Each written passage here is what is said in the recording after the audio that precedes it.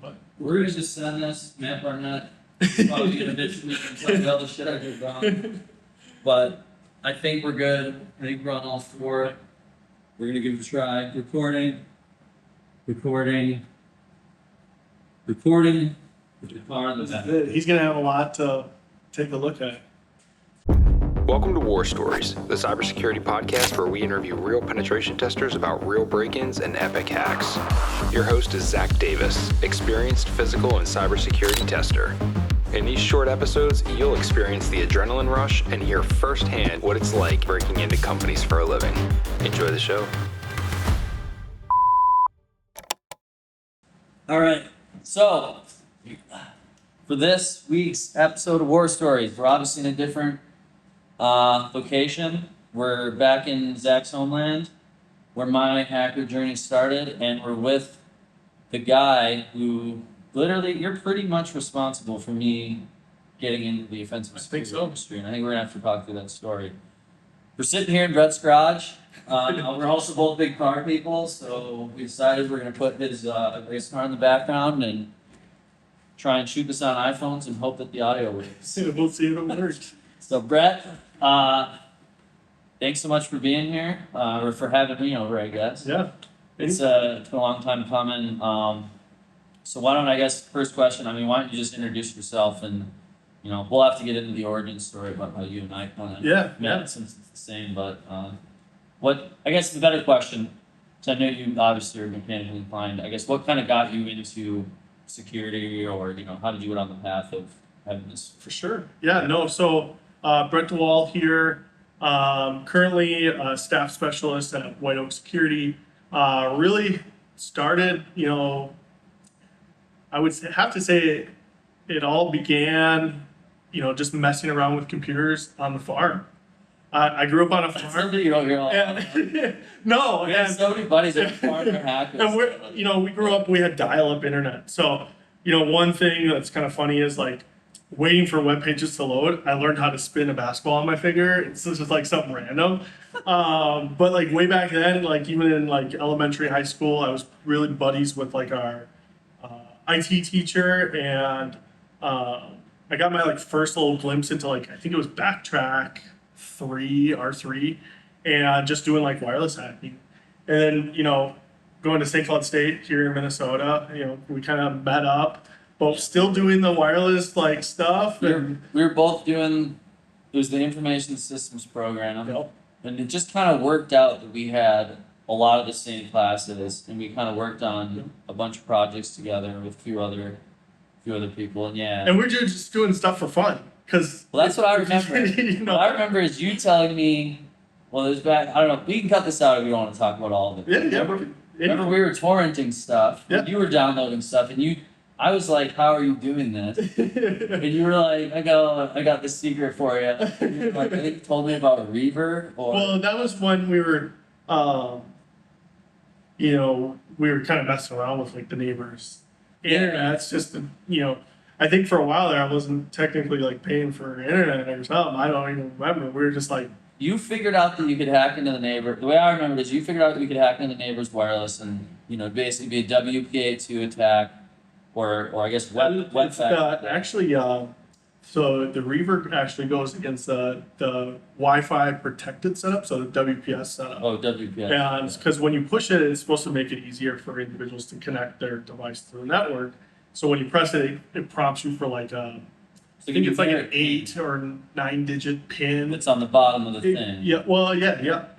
And Reaver just kind of goes out and is brute forcing it. There's some routers out there that are vulnerable to an attack of that sort. And, once you knew that pin, it went in and got the clear text password for you. Yeah. So the goal was we'd be able to torrent or do whatever you wanted through somebody else's wireless. Yep. And then I still remember because we had some Friday morning class, and I think it was data mining or something like that, like our last semester, and they sent like a job rec for this internship at CLA, and it was listing off these tools. You came to me and you're like, look, they've got all this stuff. and I was like, dude, they're never gonna hire us. Like that's that's dying. I was probably like hungover, so I'm like, I'm not really, they're not going to take us. You're like, I'm applying. Yeah. And I couldn't let you do it on your Yeah. own. I was So like, you got it. And what was funny is we both got the interview and we're like, we got to practice. So what did we do? We set up a Windows XP machine at your house. yeah, And we did MSO 067 on it.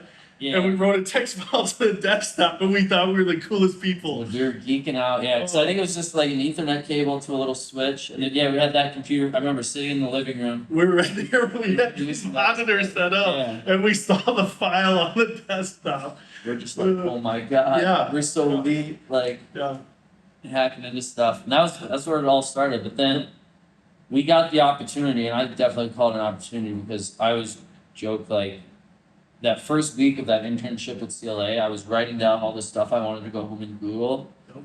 And like Active Directory was on that.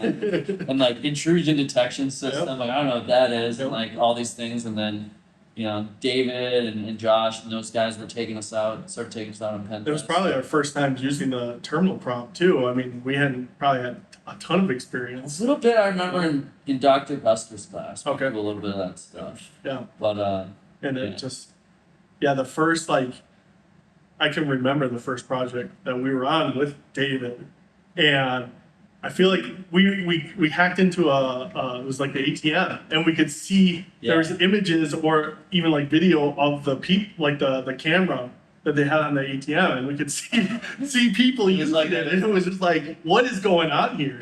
dude, it blew my mind. Like, just I remember sitting there for that week at that bank watching David Anderson just type away, Yeah. and It was crazy. getting to the ATM, and from there just kind of kept going. It Well, I was, would say too, like we kind of I definitely dicked around in college and didn't try very hard, but when I got that internship, I was like, holy shit, like this could be my career, Yep. like hacking stuff, and that's when I like really started working hard and like trying to become a good consultant Yep. and keep that job. I mean, I didn't even realize we're young, it's like we didn't really know what careers were at that point, and it was just like you can actually do this as a job, and it was like we're doing this for fun, and it's less like it was crazy. Yeah, it was super crazy. Well, and you've taken it to, I mean, you're still doing bug bounties and stuff. A little bit. Yeah, I A mean, little bit, you've yeah. always just loved. We were talking about it before we got the cameras out. That as I've gotten older, I've been kind of like, it feels like people go in two directions. They either start wanting to go and do like podcasts and sales and marketing and more management stuff. And some Mhm. people just want to sit there and grind and test. And I think you're the That's where I'm at. you're the That's test. where I'm at. Yeah. Just I want to just keep breaking. Just Yeah. keep breaking stuff. Good stuff. Yeah. Cool. So I'm trying to think. You were with me at CLA. Yep. We were both there for a couple of years. And then the Target breach, if Yep. you remember that happened, and that gave you an opportunity. Yep. I went and worked there under Christopher Emerson. Actually, I think it ended up being about 10 months, and then I came back to CLA Okay. and worked back there. That's right, you did go back to CLA. Yep. Okay. You were there for quite a bit longer. Another 2.5 years. Yeah. And then now I've been at White Oak Security for almost just over 4 years, so 4.5 years or so. Okay. And you guys are, I guess you were growing like crazy, now you've just been acquired and Yep. stuff. CyberAdvisors. CyberAdvisors. Yep. Good stuff. And you're still rocking testing Yeah. on top of the management stuff. Still doing mostly web apps, or are you? It's across the All this board, stuff. some red team stuff. Have been flipping over to like purple team style engagements. A lot of, I'm really liking the web app side of things, and I just kind of like tinkering around with things like that, just because you can just hop on the internet and you can find all the web apps you want, and it's just fun to just start breaking stuff. But do kind of explore into like the mobile apps, and we have been doing a lot more hardware testing and stuff like that too. So it's kind of opened my eyes a little bit, kind of like when we were at like CLA, you kind of had everything that you could test, Sure. right? In pens, X pens, web apps, whatever you wanted. So it's kind of, I'm not really generally focused in one specific area. So it's kind of nice to still be able to roam around and kind of explore and see what's going on. Nice. Yeah, it's definitely fun to do the whole game of stuff, but I've gotten tired of trying to stay on top of it. It is tough, there's a lot of things that are going on, especially, different 0 days, different exploit techniques and stuff like that. Just even evasion techniques that are going on. It's just like, if you're not, up to date on all that, you're gonna get left behind quick. For sure. So with all that being said, getting to our second question, what's your favorite tool these days? I would say Burp is probably always your favorite. But... Probably, but one that I'm gonna go back to is one that I made. It's called SkimJob. SkimJob, I haven't even heard of it. Yeah, SkimJob. So it's actually, if you remember back in our CLA days, I was really big into like the RFID stuff, right? Oh yeah. And playing with like the Proxmarks, the big kind of the HID wireless reader that we had, that Bishop Fox kind of talked about at He times. was the first person I ever saw build one of those. Yeah. And, we still have one that we use. We still use it on engagements. We're actually trying to get a little more range out of it right now because it's. I Nice. think we need more batteries or something. But anyway, Yeah, no, so the SkimJob is really just kind of we kind of played it off as an RFID skimmer. When you're doing these physical onsites, it may be tough at times to get close enough to someone. Obviously, if there's an elevator or if you can walk up next to somebody with a bigger, longer range reader, you'll probably get a card, right? But what do those places always have when you're there? They have the badge readers on the badges doors, themselves. right on the door. Yeah. And so if you can build a skimmer that overlays that device, you don't have to, it does take the physical social engineering aspect out of question, basically, because you're just kind of planting the device. But, you're still there, you're still expecting the employee to maybe notice that there's something different. But really what this skimmer does is you can overlay it. It's got like some double-sided tape. You just throw it right over the reader. It sets up a wireless network. It's basically a Raspberry Pi Zero with a Proxmark. I think it's the RDV2. It's like their one that's it's like a super small form factor one. It doesn't have the card, the antennas built into it. And then I custom wound my own antenna. And the thing that I noticed is as soon as you power like another RFID antenna, if you place that in front of another antenna, so like say for instance this door reader, Yeah. it's not going to allow a badge to go through it, right? So even if I have a Proxmark that's not accepting commands, but it's powered on, it's still not going to allow a badge. It's just to the go through. interference. Exactly. Just how they work, the antennas and everything. It's not like a pass through or anything like that. So I needed to figure out a way that I can remotely turn off essentially the voltage to that Proxmark. So I found, I wouldn't say it's a software-based like inline USB controller, but it's a voltage-defined inline USB controller. So I basically go from the Pi Zero into this USB inline controller and then out to the Proxmark. And the Pi Zero, they have those headers there. Well, some of the headers you can apply like 3.3 volts to them.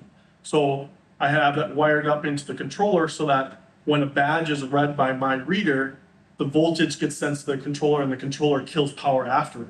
So then the Proxmark basically dies, and if they're still holding the badge up, it goes through to the door reader.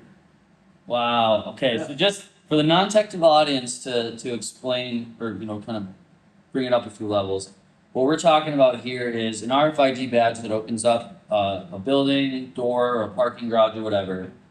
The typical way to steal those is we've built these badge readers that are in like a laptop bag and trying to get close to someone. But you're basically saying, I'm going to go after the reader, almost like a credit card skimmer, same kind of idea. Overlay something on top, but the problem is the Proxmark.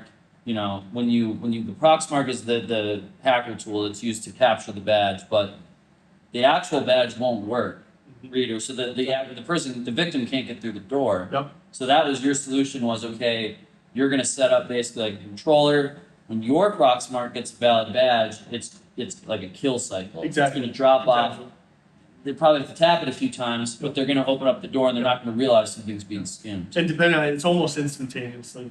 Like Really quick. they'll hold it up and it's the door clicks and open. Like you almost wouldn't ever even notice. Oh, So basically the fantastic. Pi is actually watching for a log. They see a very specific entry, and then it'll kill everything. And then it actually set up on a rotation where it'll wait 5 minutes and then power itself back up. That'd be so good. Like if you got access to a building or something, and you could do that to the data center, Oh yeah, yeah. and then you come back the next night or something like Yep. that. It would be a lot. You could do that, but once you have the one badge, there are actually add-ons or different modules within the Proxmart. You can actually do brute force. Have you gotten that to work? Oh yeah, yeah, it Oh. works great. It Oh, works really? Fantastic. Yeah, but you need a valid badge to start. So Sure. then you get the facility code, and then it's basically you can start. You know, it all depends, but you can essentially create like a fake badge based off of the facility code, because the brute force that it does it basically starts and iterates down. So if your badge that you captured was badge, let's just say 1, it's going to go to 0, and then That's it's it. probably not going to find valid ones after that. So then you take that Facility code. Do not. the facility code, yeah, Well- essentially something like that. And then I think it's all in like ASCII or something like that. You'd have to just like change it around, and then you can basically iterate down Yeah. and find stuff. But yeah, no, it works great. And it sets up a wireless network, so you would actually be out in the car with your laptop open, connected to the SkimJob, and you can see the badge come through. You clone yours right in the car, and you walk right in. That's awesome. Yeah, and So- it has. I have used it on a very limited amount, but like a handful, like 2 or 3 engagements worked. Worked each time. Yep, worked Yeah. each time. They had employees say, it doesn't look familiar, like the reader itself. They never went to somebody and questioned it. Well, it was actually one of the stories that was told a couple weeks ago. I'm trying to remember who it was, but we had someone else tell a story where they took, they just stuck it to they stuck like the big, Okay, sure. the big Yep. like garage style ones. Yep. They just put duct tape on the back Yep. and stuck it to a window. Yep. It was actually Matt Barnett. That's funny. Really, That's yeah. funny. And people were just like they were sitting in the car and they saw people walk up, look confused, and like Yep. start scanning both of them. Interesting. So it's like you do stuff like that people are gonna, they're Yeah. thinking about their meeting at 9 Yeah. a.m. or whatever else, they're gonna just Yeah. keep going. And see, there are other RFID tools where they plant them in line to the device, so they actually pull the Pull it covers off. off and And see, when you do that, you actually are breaking the sheath of the wire. So essentially, you could be causing that device to malfunction at a future date. So that's the reason why I built this, is it's non-destructive. You put double-sided tape on the SkimJob itself, and you just tape it to it. okay. So then you can walk up, you pull it right off, and it's gone. Do you've done some vlogs and stuff on this thing? Or is Yeah, it so I stuff have out I there? have I have all the code out on GitHub and stuff like that. I have all the write-up on how to build it. And I'm assuming you're getting like an actual, like you buy an HID. You can't. The only reason why I say you can't, I mean, you probably could, is it would be a direct size of the one that's on the door, right? So it wouldn't fit. But I have more of like the skinnier ones, and I just bought like a generic black case, and I put like an RFID sticker on it. Oh, okay. And just like an emblem that shows like somebody placing a badge on it, and don't question it at all. But I have drawn up in, I don't know if it was like Sketch 3D or something, but I do have a 3D printable model that has an HID on it, so people could take that and 3D print their own cover based Sure. off of that. Sure. Makes But sense. I never used it because the walls were always so thin it would break away when I tore it off. Yeah. So I didn't want to waste 3D printing a day on just one entry. So I just got these black cases and just slap it on, and you got a little sticker on it, and What's literally that? it's like a Looks- radio antenna with somebody with a hand with a badge on it, and that's it. That's funny. Well, I mean, I guess if it looks weird, but they're not gonna say anything. No. By the time they get to the desk, they're Yeah, not yeah. yeah. And it was funny because the very first engagement we used that, it was like a system administrator, like an IT sysadmin, used it, and then we had full access to the data center. This was during COVID, so there was like Yeah. 4 employees that would come to the office, and it was just so happened to be this one, and the that went to go use it, he saw another employee and they're like, yeah, they're working on the badge system today. And it's like, we never talked to anybody. So it was just funny that it just came out that way. It just worked. It's so funny how often that, like, Yeah. we have a saying in SEVNX that actually our Matt Barnett's younger sister talked about in one of the first podcasts. It's like you just die with the lie. Yep. You know, Yep. it's like little things pop up, you just roll with it, just keep going. Fake it till you make it. Yeah. Cool. So, and we'll put all the information on how to find a SkimJob because I think a bunch of guys on my team would be super interested. Yeah. And I have a bunch of like future to-dos on it, but I've been so busy and stuff like that, I haven't like taken a look at it. But there's like some things that I want to add in. It's just all like Python scripts and stuff like that. So nothing crazy. Sweet. But yeah, no, that Cool. definitely future development. And I presented on it at GERCon, I think 2 years ago. I had a little presentation there about it too. Very cool. Yeah. All right, sweet. Yeah, we'll link to all that so people can find it. Well, after all that, I mean, you got a physical security story for us? You got a... I think I got 2. Okay. I think one, obviously I gotta tell is you and I. Yeah. We're doing a credit union up here in the Midwest.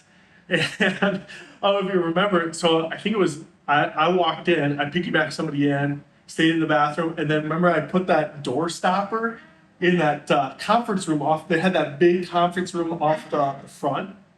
And I put it in the door jamb, and we came back after. Oh, yeah. And they had the glass railing, but they had like a badge access door, but they had this glass railing, and we just stepped around it, stepped over the glass railing, we were in. Yeah. We were in on the second floor, and we were in. And our contact said, if you guys can make it there, show that you can get around. I just remember I just stepped on the balcony and I stepped over. And we were in. And that was a big credit union. I mean, Yeah. it was big for us. That was some fun. I've forgotten all about that. Well, there was one other one, I don't remember if you were there. But that same one remember they had come to learn about homeowners or loans, and you were sitting in. That's what I was thinking of. That was the same one. Yeah. The next day, it was at night. And you ran out with a desktop, and some lady, or I don't know if it was Chasing me down. was Yeah. chasing you down. So yeah, we'd gone the night before, and yeah, we piggybacked in, let me in, we'd gone through the whole building, Yep. and then we had, as a backup plan, we had signed up. Yeah, it was some sort of like homeowners, Like some sort of learn about homeowners. homeowners loans or mortgage loans or I don't Yes. really remember. So we both signed up for this, and I had known from the night before that We were the youngest there. Yeah. We were. we were kind of standing out, and they were sort of watching us outside. I think I asked to go to the bathroom, but there was 2 big conference rooms right next to each other, and the event was in one, and the bathroom was like right here. And I came out, went to the bathroom, and then I walked over into the other conference room, and underneath like the AV thing, Yep. I just unhooked the computer, grabbed it, and went out the back door. Yeah, and this lady saw it, and she Yep. chased me all the way out to the parking lot, Yep. but eventually did stop me. I think she was about to call the cops. Yeah. Yeah. That was a big engagement. I mean, it was fun. Yeah. It was fun. The physicals, yeah. Well, it's kind of crazy to think about, like doing all those physicals when we were just like right out of college. Yeah. We had some good ones on there. Yeah. You especially had some good ones. Like, remember you and Pete? That's the other one. That's the other one. Pete Storm. So Pete Storm was another big mentor at CLA at the time. I mean, he pretty much taught us everything about social engineering. He was Yeah. it was funny because we would be at another similar credit union out on the East Coast or something like that. And he'd go in, get in. And he'd just drop you in, and you kind of had a sink or swim type situation, and it was great. And he and I went down to Southern State where we were doing social engineering for a county. It's like a large county or city. It was county. So it was, you had City Hall, you had the county jail, DMV, Police station. a big courthouse. And it was, their DMV, their City Hall type setup was just this building that had multiple floors, and you just could walk around. And our kind of scenario that we used is we went to the floor where IT was, and we asked individuals where the nearest Jimmy John's was, and we were trying to get them to look out this window and kind of show us air quotes kind of directions. Yeah. Because we're our phones aren't You were asking Jimmy John? yeah, it was Jimmy John's, and Pete was directing them, And at the time, our long range reader wasn't working. So we literally had the low frequency Proxmark one on the outside of a bag. So I was taking this laptop bag, rubbing it against this guy's leg. I'm not even joking. So because you can see their badge on the outside. I'm over here because he's like pointing out this way. And here I am rubbing this bag against this guy's leg. And we get the badge and we're in everywhere. So we're walking right in. We made fake badges like the courthouse. They had like this turnstile. You just walk right in. And it's just like crazy because it's like, who else could have done something like that? And it's just crazy nowadays, like, the security, how lax it was.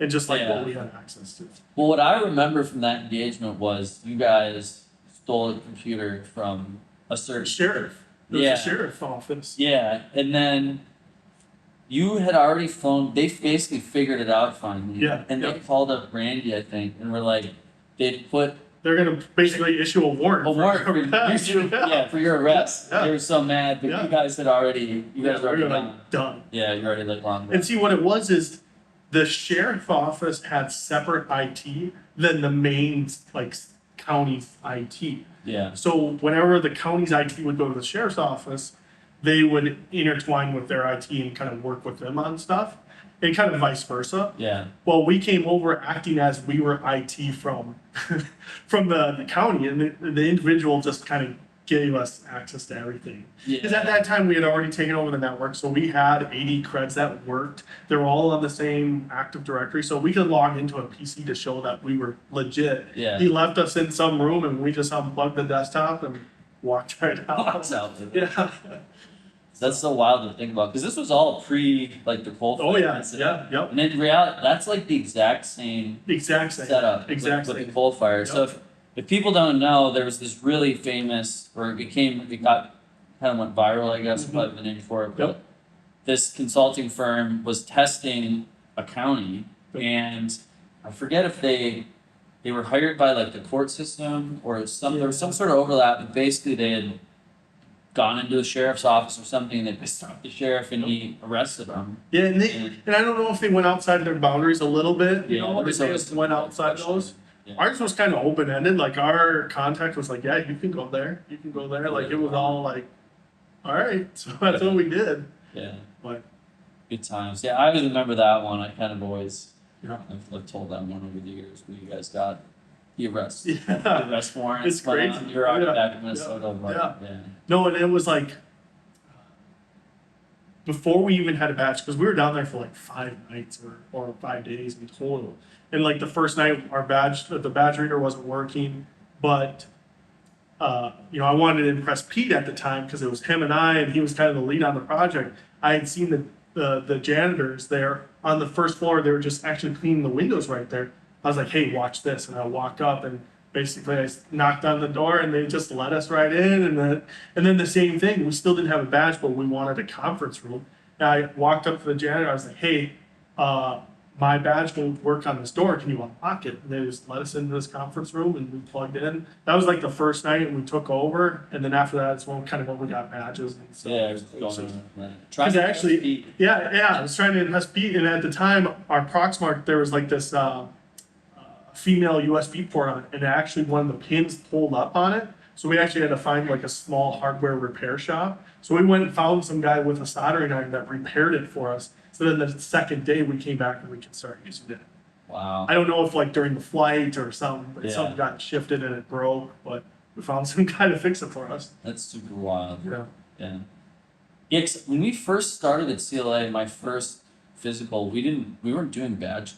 No, Where were we doing badge? no, Oh, it wasn't really until it was all social. because I bought the Proxmark first. I Yeah. bought it, and then I had to like demonstrate to leadership that, hey, this is something that can play in our on-site social engineering stuff. And then I built that big reader too. I built it out of my pocket. Yeah. And then they're like, hey, expense everything. Like Yeah. this is good. That was a game changer for a few years. I mean, it still works really well. Oh, yeah, You got it. yeah.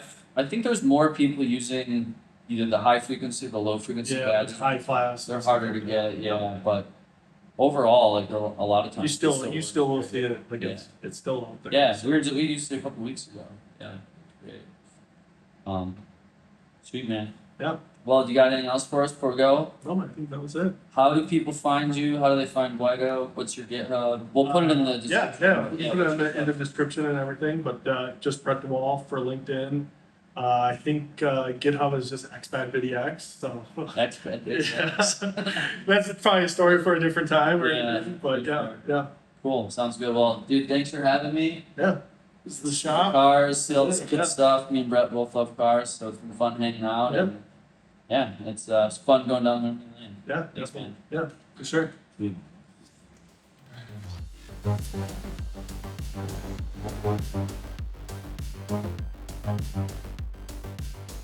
Thank